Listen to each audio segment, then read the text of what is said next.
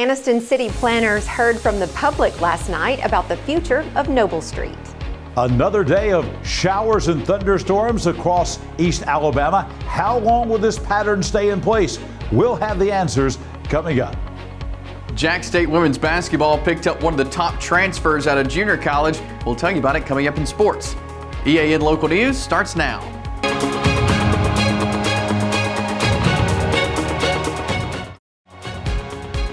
This segment of EAN Local News is brought to you by Waldrop Manufacturing, metal buildings made right here in Calhoun County. Good evening, and thank you for watching East Alabama Now Local News for Wednesday, June 21st, 2023. I'm Katie Edwards. And I'm Mike Stedham. A group of area citizens walked around downtown Anniston yesterday afternoon, peeking into empty storefronts and talking with city planners about what kinds of businesses they want to see in those buildings. Those recommendations will be used in the creation of a new real estate development plan for the city's central business district. One of those who showed up for the tour, Kevin Cheatwood, said he was excited about being able to give his input. This is huge for downtown Anniston. I'm super excited about the redevelopment downtown, and we're really super excited to be part of something like this. The walking tour was organized by Main Street Anniston and included representatives from Main Street, Alabama, as well as an advisory group hired to help draft the new plan. One of those taking the walk was State Senator Keith Kelly, who has been an Anniston real estate agent for years. I think it's very important, and the turnout is absolutely wonderful. This is a good turnout, especially for something like this at this time of day. And seeking the input of residents in the area, I think, is also very important because it gives a lot of ideas, and the community's got buy-in. They've got some control over some of the direction it's going. And if people believe in and they got some of their own ideas and investment in there, then they'll try to make it happen. That's what we need. Taking note of the citizens' comments was Joe Borgstrom of Place and Main Advisors. That's the firm that's been hired to work on the city's redevelopment plan. He says the input he received last night will be a critical part of creating that blueprint for downtown. This helps us add color to the data. So the data itself tells us what we call quantitative data. It tells us, from a retail perspective, we can see what the supply and demand is for about 110 different retail sectors. But those line items are simple things like, full-service restaurants or women's clothing or something like that. It doesn't really tell us a whole lot of depth. And so these types of events help give us depth. So when we ask people to say, if you want to see a restaurant in this space, what kind of restaurant? Because that data doesn't tell us what kind of restaurant people want to see. Borgstrom says he's held similar walking tours throughout Alabama, and they often attract more than just people who may someday be customers of these new businesses. We also get people who are interested, and it happens quite often, is that people who are interested in the space and interested in starting a business come out to these events just to hear what other people have to say. And I will tell you, this is one of the best turnouts that we've had across Alabama. You guys just narrowed out Oxford, which I think was the leader. So I know there's probably a little bit of a rivalry between Anniston and Oxford. So it was great to see, as great as the turnout at Oxford was, nice to see Anniston have a great turnout too. Anniston's new downtown development plan is paid for through a federal grant from the U.S. Economic Development Administration. Main Street, Alabama is using its share of the money to hold small-scale production workshops and business development training. A 20-year-old Anniston man was killed in a traffic accident at the Coldwater exit off Interstate 20 early this morning. According to media reports, Davis Turner was struck and killed just before 4 this morning after being involved in an accident at the intersection. When he got out of his car to check the damage, he was hit by another vehicle. The accident is under investigation by state troopers. Anniston residents, take note. Pay up your garbage bill or the city will stop collecting your trash. City officials say that more than 1,600 accounts are now overdue, and those people have 30 days to make arrangements with the city to pay those bills. Starting August 1st, the city's garbage contractor will begin collecting garbage cans from all residences that haven't made arrangements with the city. To set up a payment plan, you can contact the City of Anniston's Revenue Compliance Specialist at 256-231-7718. That office is open Monday through Friday from 7 a.m. until 4 p.m. When we return, we'll tell you about hundreds of new jobs coming to Gadsden. Well, my name's Mike Craven, and we recently purchased an open carport, metal carport from a Waldrop manufacturer. I have an extra car. We have a very small home, very small driveway, and I needed somewhere just to park another vehicle, just out of the weather. And I had been told by 2 or 3 friends that knew we had recently remodeled a home that Waldrops were the people that you need to go talk to.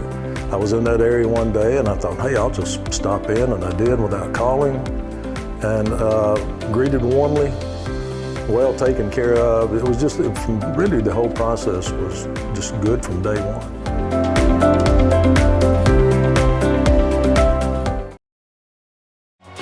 This segment of EAN Local News is brought to you by WM Grocery, located in Heflin, Wadowee, Roanoke, and in Piedmont. Ultra Safe Nuclear Corporation, based in Seattle, announced plans today to build a $232 million facility in Gadsden to produce its micro-modular reactor. Company officials say the Alabama plant will manufacture, assemble, test, and inspect the non-radiological modules needed to construct its nuclear microreactors, and no actual radioactive material will be used or stored in Gadsden. The 578,000 square foot factory will be built next to the Northeast Alabama Regional Airport and will employ 250 professional and technical workers. Construction is slated to begin in 2024, with the facility starting production in 2027. UltraSafe officials say they looked at hundreds of sites in 16 states during the past year and chose Gadsden as the best location for the facility. Oxford police are asking for your help finding this woman who's wanted for several charges. She's identified as Marilyn Denise Woodard, and police say she has multiple outstanding warrants for the fraudulent use of a debit or credit card and theft of property in the 3rd degree. If you have any information about Woodard, please contact the Oxford Police Department. So, more rain today, but maybe a better weekend ahead? That would be great. If this weather continues, I'm going to have to schedule in nap time every afternoon. John Holder joins us now in the EAN Weather Center. John, what's the weather looking like? Well, Katie and Mike, the weather has been looking very gloomy across East Alabama. More clouds than sunshine, but we've got a flip to that coming up. More sun than clouds. We'll have the complete forecast for the rest of the work week and the weekend coming up next. Since 1993, WM Grocery has been a major part of our local community. WM offers the very best in fresh produce and an outstanding meat department. WM also has many local products not found anywhere else and fresh sushi every day. If you need an event catered, come see Mrs. K at any WM store. Curbside pickup is also available for your online grocery orders. Be sure to download the WM app for all the deals of the week and shopper rewards. Go check them out today at any of their locations. We take pride in our community and appreciate your business. Well, more clouds than sunshine again today across East Alabama, and a lot of scattered rain showers. This is what we would expect in maybe late April instead of late June. The high today only 78 degrees. That is 11 degrees below the average for this time of year. Pretty warm this morning, as the morning low was 70 degrees. The record high temperatures 157 for the nighttime low, record low, and the sunset 7:57. Of course, today is the longest day of the year. It's the first day of summer. Summer officially arrived this morning at 9:57 a.m. and we'll see the days become just a little bit shorter beginning tomorrow.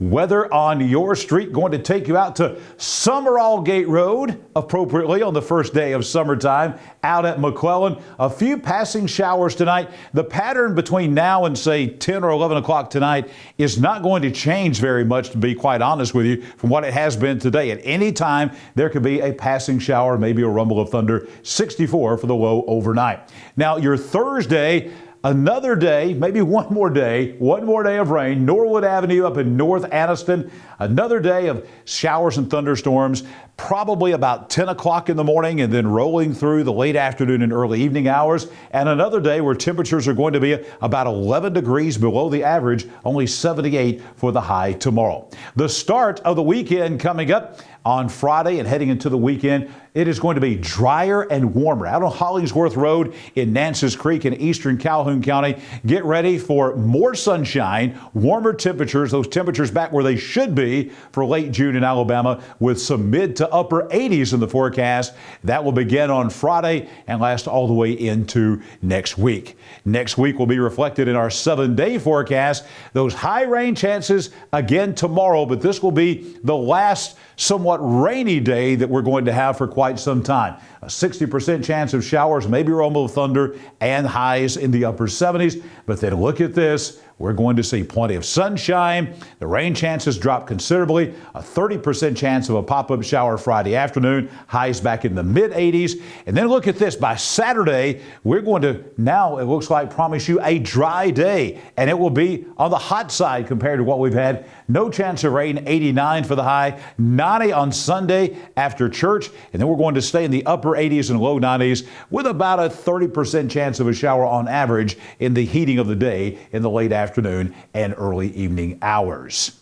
Let's also take a look at something that tragically happened just a couple of days ago. We had another death down on the Gulf Coast, on the Florida Gulf Coast, because of rip currents. We had a person who was in the rip current, was caught, a little girl. The father went out to try to rescue her. When he did, he saved his daughter, but he tragically lost his life caught in the rip currents. There were red flag warnings out.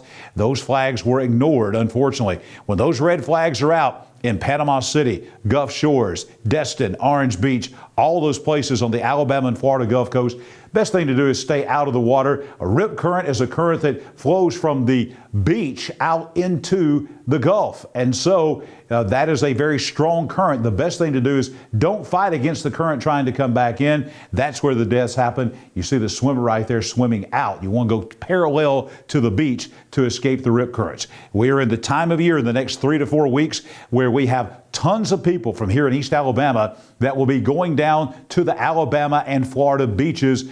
Well, let me tell you, folks, rip currents are the real thing. They're the biggest killer as far as beach activity of anything. Lightning, storms, flooding, whatever it is, rip currents. We had another death this week down on the Gulf Coast. Be careful as you head off down to Florida and Alabama to the beaches. Well, we've got some recruiting news from Jacksonville State University. Chase Robinson has all the details right now in sports. Thanks, John. The Jack State women's basketball program and Coach Rick Petrie picked up a junior college transfer in Crystal Asen. Asen led her team last season with 15.4 points per game, 5.7 rebounds per game, and 2.8 assists per game. She had 28 straight games of double digits and 4 20-plus point games. Asen is the 5th junior college transfer for the Gamecocks this offseason. We continue our spotlight of the recent inductees in the Calhoun County Sports Hall of Fame, and tonight we feature former Oxford quarterback Jason Jack. This is amazing. This is something I never expected. When I started playing football, I just wanted to win with my teammates, and for something like this to come about, it's incredible. Jack was part of the 1988 and 89 5A state championship football teams for the Yellow Jackets. In 1988, Oxford went 14-0 and beat Smith Station 21-14, with Jack throwing all 3 of those Oxford touchdowns. And in 1989, the Yellow Jackets went 12-2 and beat Smith Station once again for the 5A state championship, this time 35-34. Jack finished the 89 season 119 of 195 passing for 1,910 yards and 20 touchdowns. He also rushed for 507 yards and 6 touchdowns. Jason Jack went on to play for Gene Stallings at Alabama and received the President's Academic Achievement Award for having the highest cumulative grade point average on the Alabama football team. Jack talked about how great the championships were, but he also remembers the times with his teammates. Obviously winning the 2 state championships, but not really the time on the field or those games in particular, but what led up to that moment. Off the field with the teams, going through all the tough practices, but then having a lot of great times and, just a lot of good memories. That's just what I hold dear. We're just 2 days away from the Vipers' home opener at Choccolocco Park Friday night against the Texas Smoke. The Vipers are in Texas for a 3-game series this week before coming home to Oxford. Last night it was the Smoke taking Game 2 of the series, 10-0 over the Vipers. Susie Brookshire had 2 hits for the Vipers, and Carly Heath had the 3rd team hit. The Vipers and Smoke will play Game 3 of the series tonight in Texas. That's it for sports. Let's head back over to Katie and Mike. Thank you for watching East Alabama Now Local News. Please check back with us every weekday evening around 6:30 on either Facebook or YouTube to see what's been happening in your community. Don't forget to like and subscribe and leave us a comment while you're there. We'll see you back here Thursday for your news on your schedule.